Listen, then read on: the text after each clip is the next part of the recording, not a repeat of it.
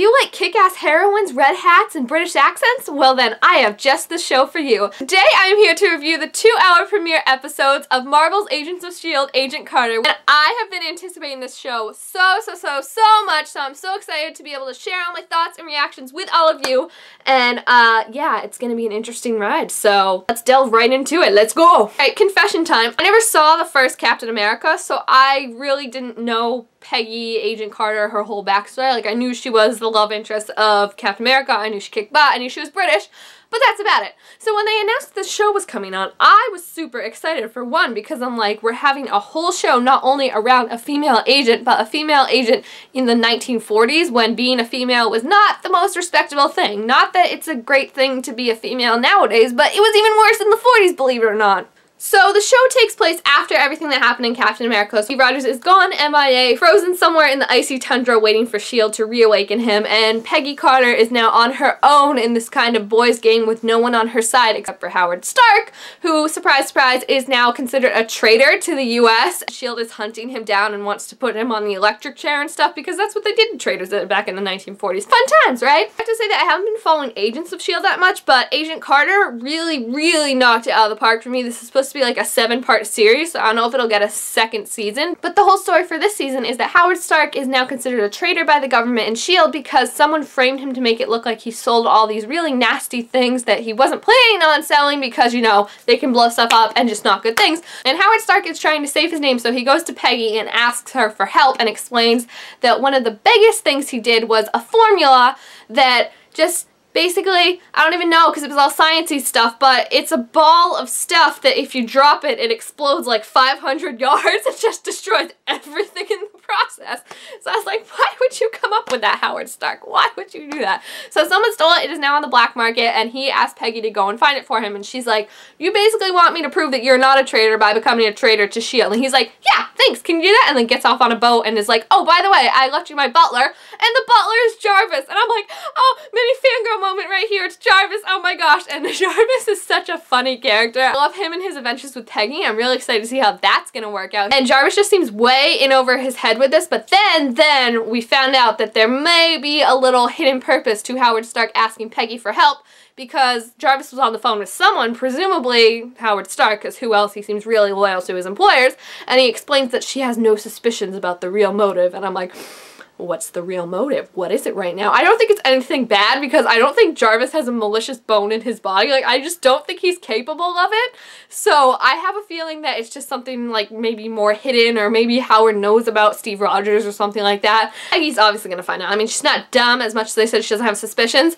I have to say though, Haley Atwell, I'm not quite sure how you pronounce her name if I'm saying that wrong, she blew me away. Like, I never saw Captain America, like I said, so I didn't know what kind of actress she was, but she was just phenomenal. She became the role of this badass female, and her American accent, phenomenal. She just played like all these different roles that were so funny, and she really got into them, and she really made me believe that she could drop kick a man outside a window down 90 floors to the concrete ground, and I was like, that's really impressive. And the other thing that I really liked about the show, though, being set in the 1940s, is it shows the sexism that women faced in the workforce. Like, Agent Carter is the only girl in this whole Agents of S.H.I.E.L.D. thing, and everyone just kind of basically treats her like a secretary and doesn't really think she's capable of anything. So that's why I feel like it's going to actually work to her advantage when people start kind of figuring out that this girl may look like Carter, or that this girl's always here and it's going to match the description of Carter. People are going to be like, no, she's not capable of doing that at all. And we saw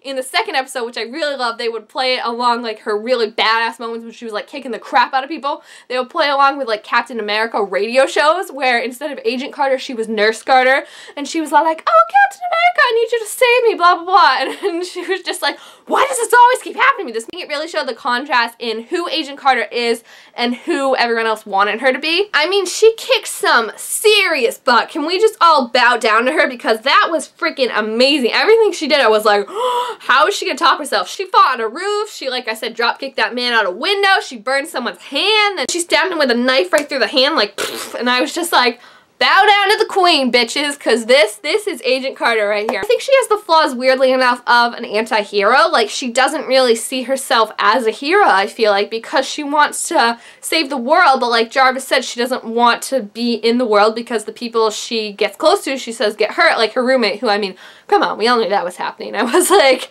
you don't want to be the side character in Agent Carter's show and not know about the secrets because you're going first. I'm sorry. It just reinforced for her that she really doesn't want to get close to anyone else. She lost Steve, she lost her roommate, and she's really worried about losing anyone else. And Jarvis is kind of like, you can't do this alone. And she tries to say that Steve did it alone, but Steve really didn't, and Jarvis points that out. He's like, he had you, from what I heard. He relied on you a lot. And then he also had Bucky, who no one pointed out, but I was like, come on, guys, don't forget about Bucky. Everyone always forgets about him. But I think this is going to be her growing to understand that you have to be able to live in the world you're saving, or else you're going to be on your own, and that's not worth a life or anything. Of course, her biggest enemy thus far is this weird alien dude.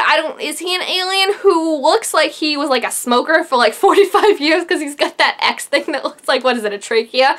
And he can only talk when he holds it up to his neck, and he sounds like, hello, I would like to talk to you. But then he has this creepy ass thing too where like he talks to someone on a typewriter and the typewriter just moves on its own. And I'm like, what is going on right now? Apparently too, this man is invincible because he got thrown out like 3 floors after his hand was burned, and he just walked it off 2 seconds later.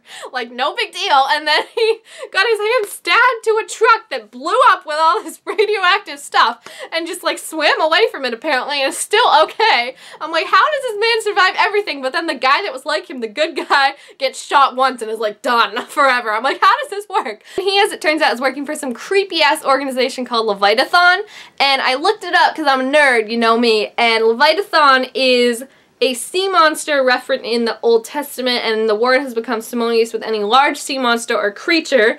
I don't know what that has to do with the Marvel universe because I don't read the comic books, so I don't know any of that lore, but this is going to be the main baddie for the season. This is who we're trying to take down. They look like freaking aliens or something like that. They can work with a typewriter without even touching it. They took all of Tony Stark's inventions that we don't want out there because they can kill tons and tons of people, and just not good things. So that is where we are in Agent Carter so far. I think it was a really strong premiere. It really got me interested in what's going to happen in this season, and I love the connection with Howard Stark because I feel like it's making it seem more interesting and more cohesive in the general big version of the Marvel universe, and Agent Carter just kicks ass. I really appreciate that there's no like clear romantic interest right now. Like, Jarvis just seems to be her friend and the guy that's gonna patch her up when she needs it and go in and have her back in missions. I didn't have really any scenes where it seemed like there was like a love interest or kind of tension between her and someone, so I really appreciate that the focus is just on Agent Carter and how she's gonna take down Leviathan and protect Howard Stark and really come into her own and S.H.I.E.L.D. and show all those boys that girls can work just as hard and be just as good as the boys club. So I'm really excited to see where this season's gonna go.